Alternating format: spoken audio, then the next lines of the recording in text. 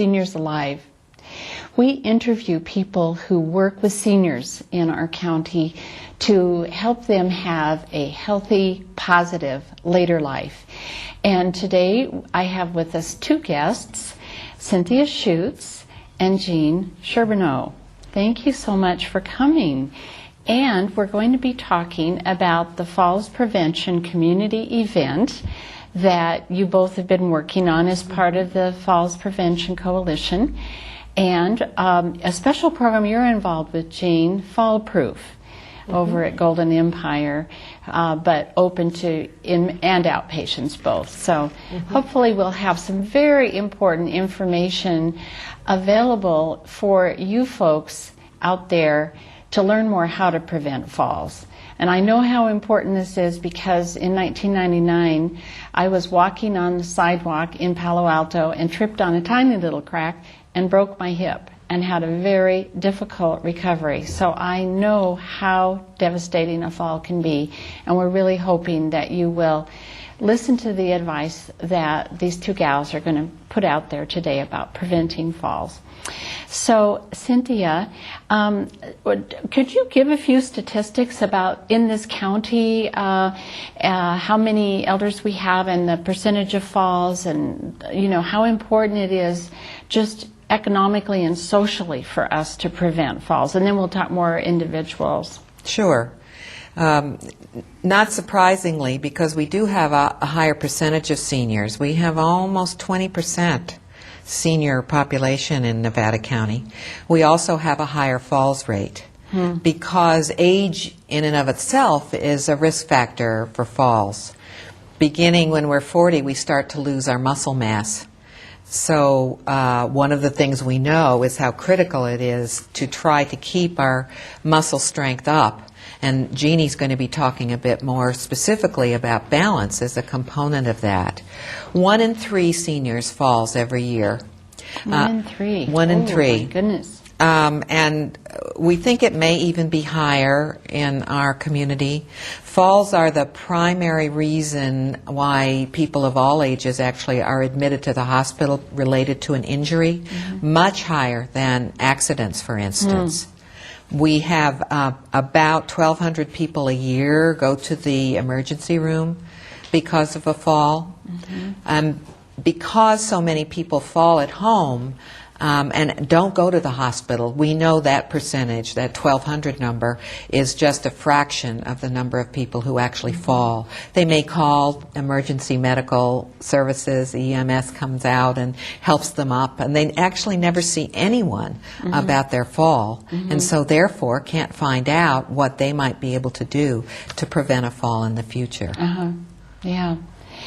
And what are some of the very obvious things people can do to prevent falls? Thank heavens we now know what the risk factors are. Falls have really kind of come into the public consciousness only in the last decade or so. So those risk factors have been identified. As I mentioned, balance and strength. It's really important to keep those up, particularly lower extremities. Certain kinds of medication and multiple medications can have an impact because some medications cause some dizziness. Something called orthostatic hypotension, if I can show off a new word, a new phrase. It can occur when our blood pressure drops suddenly, and we get dizzy, and that can lead to falls. 85% of the falls occur in and around the home. So having a really safe home is critically important. Having grab bars, and I know from experience now that a lot of people don't like to install them because they think they're ugly, but I'll tell you, a bad fall is a lot uglier. A lot uglier, yeah. And not using throw rugs, that's another difficult one for a lot of women to give up their throw rugs. Men tend to use ladders way beyond when they should, and that's actually why more men die from falls. I remember that was something you said last year that really made an impression on me. Yes. And it's hard to give up what we're used to doing. We really understand that. I mean, I'm a senior, and, you know, there are things that I want to do that can't do as well anymore. Like crawl up on that little footstool to get things out of that tie. I know. I'm still doing that, and my husband just doesn't like that. Well, stop it. I know. Oops. Now I'm going to have to answer to Cynthia and my husband. I know. Oh, believe me, I go around a lot because I've been the Falls Prevention Coalition coordinator for several years, and I live in fear that, I'm going to fall and everybody will have a good laugh at my expense. But there are really quite simple things. Even if you do one or two things, you're going to improve your chances of not falling. And noticing the floor situation, a suitcase with its pull handles sticking out so that, you can pick it up and take it out easily. That's a big fall hazard. Cords, little animals. You have pets. I have pets. Many people have, and sometimes small pets. Almost always the pets have toys. It's not unusual for people to fall. In fact, the Centers for Disease Control put out an article about that a year or so ago. One of the things, Judith, and I was telling Jeannie about it, the UCLA Center for Health Policy just came out with a brief in June talking about rural elderly, and that they're more likely to be overweight, more likely to be obese. They exercise, they engage in physical activity, and you'd think Nevada County, everybody engages in outdoor physical activity.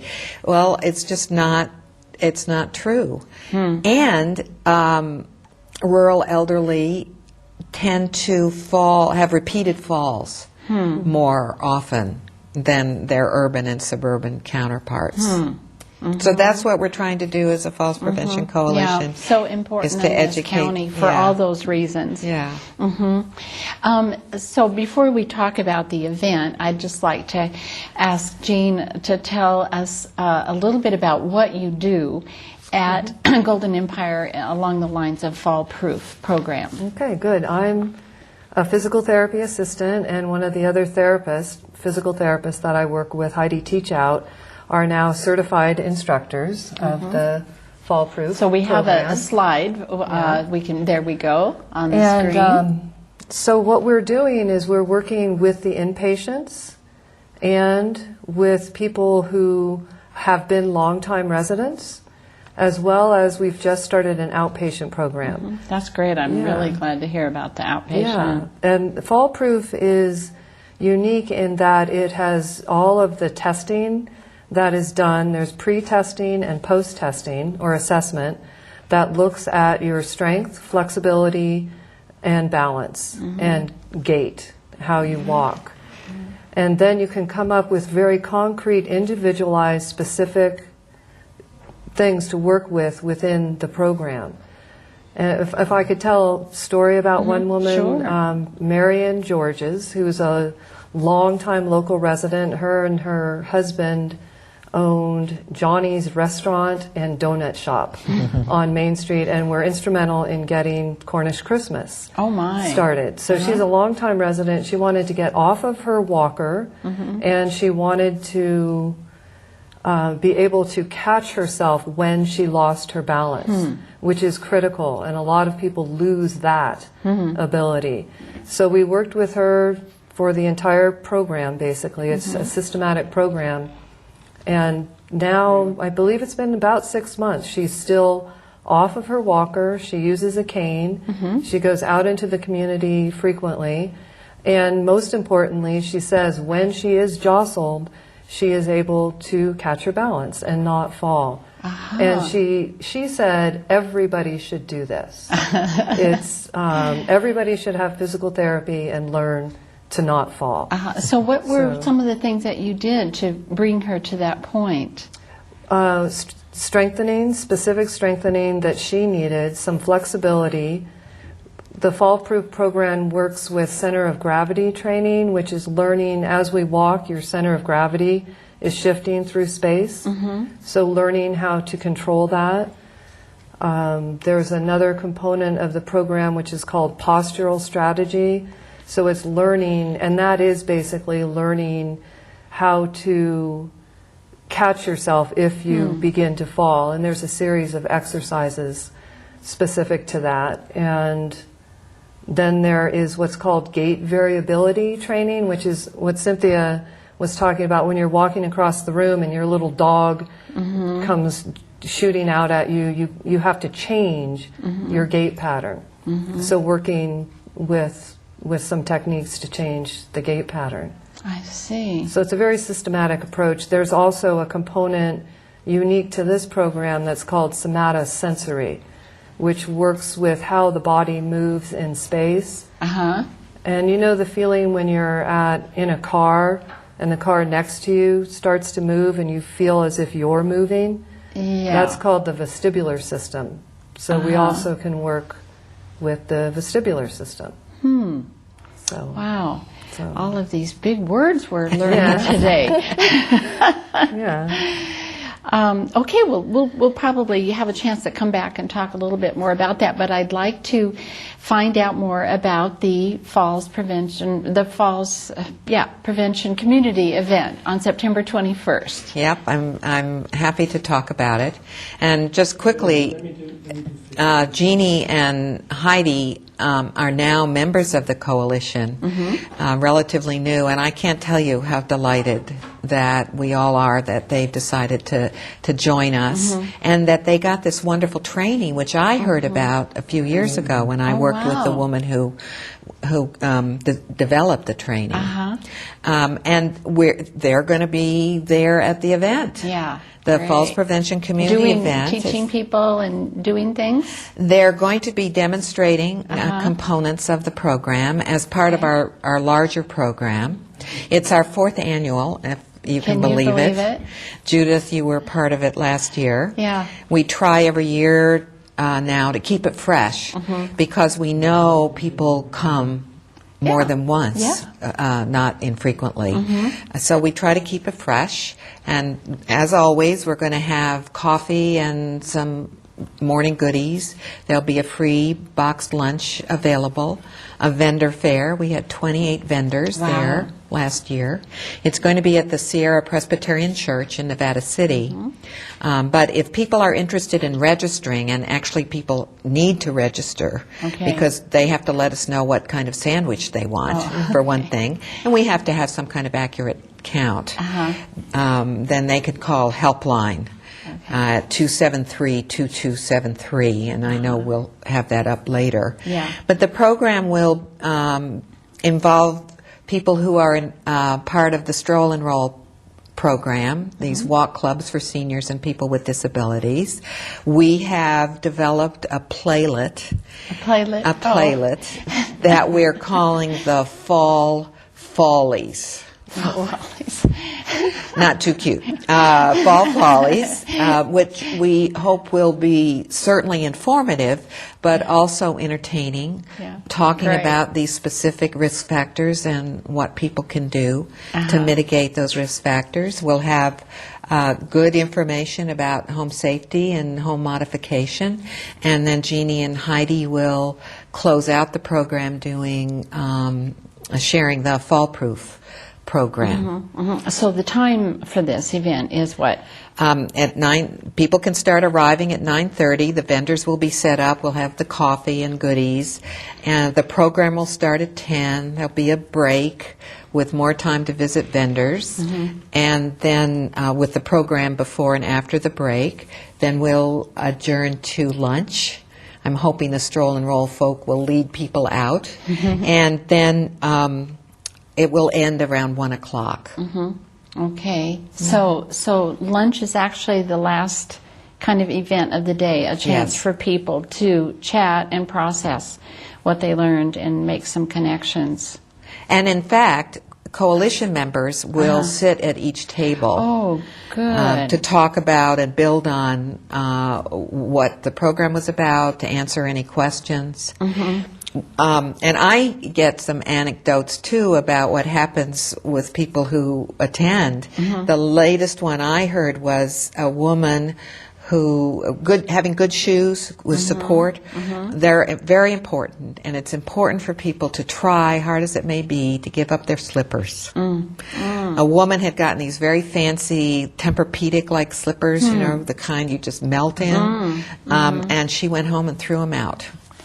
Oh, really? Yeah. Dear. And I mean, really, that's impressive So what that she should was people willing to. wear instead of slippers? Even I love my soft slippers. Oh, me too. Yeah. Me too. So what should they wear? What should we wear? You can get a slipper that gives you a little more support. It's the idea of having support, not falling off your slipper, which can happen if you don't have any back to them, or they're so old. I know, me too. Terrible. I know. Hope they're not showing our feet off. Do as we say, not as we do. Yeah. Right. And slippers that are just so old, they're kind of all bent out of shape. We don't want people to be uncomfortable in their own homes, and in some cases, it's almost better to go barefoot. But it's certainly better not to wear slippers that are dangerous. If I could interject, some people have lost some of the sensation in their feet as well, so then it's important to wear something where they can actually feel the ground a little bit more as well. Yeah. So. Yeah. Is that because of neuropathy or other reasons too? Usually it's some form of a neuropathy. Yes. Oh, well, that sounds like a marvelous day. I think having the falls prevention people at the tables will be really good for people to process. And so what are you offering then as a follow-up to the day's event? We will have a resource guide that's specific to falls, both prevention and what to do once you've fallen. And we'll also, everybody's going to get a booklet that I think is very good, easy to read, engaging, that will talk about these different risk factors. We're giving away, just as a little incentive, a grocery tote. A small grocery tote, because it's important not to carry too much weight, that is going to be bright orange, so it'll stand out with our information on it. But people will really have those resources so they know what classes are available. There are actually several exercises classes now that are specific for seniors that we would love people to learn about and avail themselves of. Kind of extra balance, extra practice on balance and strength training. Strength particularly with the exercise classes. Of course, there'll be more information about fall proof and how to contact Golden Empire and have fall proof through their outpatient services. And what about Stroll and Roll? Will you talk about that day? We will. We're really hoping that Stroll and Roll Club members will pretty much lead off the program. Everybody will be seated and they'll come into the back wearing their Stroll and Roll T-shirts and wearing their Stroll and Roll whistles. And I came up with a kind of silly chant that they roll their eyes, but they do it. So I hope they'll do that. And they're peer leaders for each club. We have 4 clubs in 3 neighborhoods, but, we're open to trying to grow that. And the peer leaders will just talk very briefly. Good. If people are interested in learning more about it, they really should contact me. That number, it's my cell phone, and it's 263-1776. So that should be easy. I didn't have that on the screen, but you just remembered 263. 1776. So yes, 1776. July 4th. We just had July 4th. So. 263 July 4th. Yeah. And the 3 neighborhoods for the Stroll and Roll are what? Just so people who maybe haven't taken part this year will know what their options are. Of course, sure. And they're kind of broadly defined. West Main, wonderful group, love them to death. They're really delightful people and have really created a nice bond with each other. It's not just about the exercise, as you can imagine. I know. I mean, I can vouch for what you're saying with this group because I was part of them for a while till I got busy.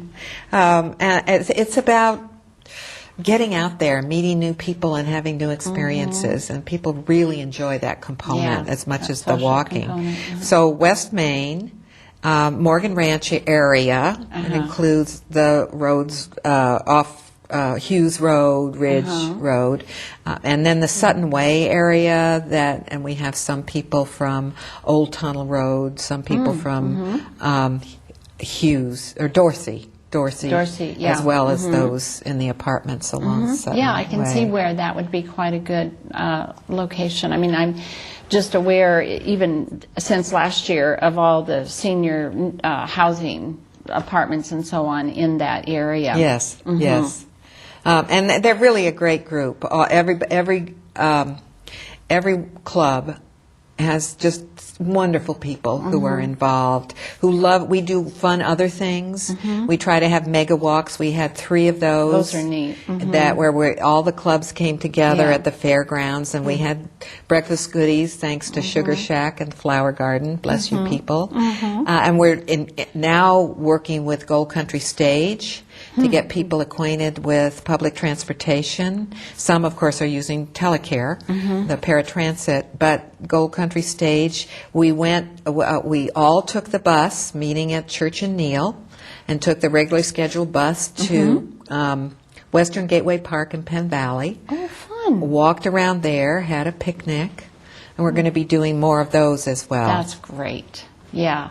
And that does get people used to taking public transportation, and I think that this is something that we really, really need to work on in our county, is with our high percentage of seniors driving, alternatives to driving. And one thing, in fact, I'm going to just mention, because it is so important in our and in our adult children of aging parent support group, we often are running into this driving problem. You know, if you think about how much it costs to keep a car, and if you were to sell your car and put that money into an account along with the same amount of money you spend on insurance and licensing, and that's your little cab account. So even if you do sign up for telecare and get into the swing of reserving 24 hours in advance, but there might be times you want to go somewhere on the spur of the moment, you have this little taxi account. And I know that Karen Kleinhaus, who's an occupational therapist, has been working with the DMV and others on encouraging people to even think kind of out of the box this way. And I think I'll be having her on next month to talk more about this, because it is, people just somehow think when they lose the ability to drive themselves, you know, life is over. And just exposing people to, you know, try this. And back in my old days, it was reinforcer sampling. You know, go out to Western Gateway Park on the bus. And several people had never been on the Gold Country Stage. Yeah. So it kind of demystifies it, and you know where to go, and you have to have exact change and how much the fare is. And of course, it is incredibly reasonable for seniors and people with disabilities. 75 cents one way if you use one zone. So we really are trying to encourage people as well to do that. Very good. Jean, I'd just like to find out a little bit more in the short time we have left about Fall Proof and how people, the outpatients, find out about you. Well, through programs such as this, we're beginning to talk to more of the physicians so that they know to come to Golden Empire as an outpatient, you do have to have a doctor's order and a specific diagnosis that meets the criteria for needing to work on balance and or strengthening and gait training. And then they just give us a call to the physical therapy department. Then I can give the phone number. Yeah, well, let's do that too. Yeah. And maybe we'll give Cynthia's phone number too. Well, okay, so everybody get your pencils and papers out. Okay, so this is the phone number for the physical therapy department at Golden Empire Skilled Nursing. Yes, it's 273-1316. Extension 249. Okay, so let's try that one more time. 273-1316. Then just Extension ask for 249. rehab. Okay. Okay, so that is if people are interested in coming as an outpatient, they would need to get a prescription from their doctor, but they could at least talk to you and find out more what they should tell their doctor or Yes, whatever if they're yes. interested in building balance and strength. Yeah. Okay, and then Cynthia, your cell phone number for finding out more about Stroll and Roll Stroll and Roll. is 263-1776. I bet there are people in the listening audience who knew that before you said it. And then, of course, there's the other number to The register helpline, for. which has been on the screen. Oh, great. Off and on. Great. So, Wonderful. that would be to let people know that they're coming to the falls prevention. So you got a little brain fitness on this program today too, folks. Well, let's see. We have probably about 2 minutes left, a minute and a half. My great floor manager, cameraman, is showing us a minute. Let's see what would be an important thought to close with. How many people are going to be at the Falls Prevention community event about? Well, we had 130 last year. We're always, of course, hoping for more. We're really encouraging adult children to either come by themselves or to come with their parent, because there's a lot of information there. Yes. We try to encourage the adult children. It's a delicate dance, as those of us who have elderly parents know. Our adult children. Yes, who are adult children. But coming together, and this has happened several times in the last 3 events, they both learned something. We encourage, for instance, instead of telling your parent you got to exercise, to do it with them. Yeah. To say, I want to get some strength, Right. and who doesn't need more exercise? Right. So that is a very good concluding thought, and that's where we are, is at our conclusion. But I think that's a very important thought. I mean, here I am an adult child, and I fell, so I could have used some adult child training myself. So we do want to thank the station, our wonderful crew, Sam Mills, Diane McIntyre, Adele Taylor, and Gail Woodman, and whoever else was out there helping that I'm not aware of, for helping us have this program today, this very important topic. And we do hope that you will all show up at the Falls Prevention Community event September 21st, starting at 9:30 at Sierra Presbyterian Church. Thanks for watching, and we will see you again next month. Bye.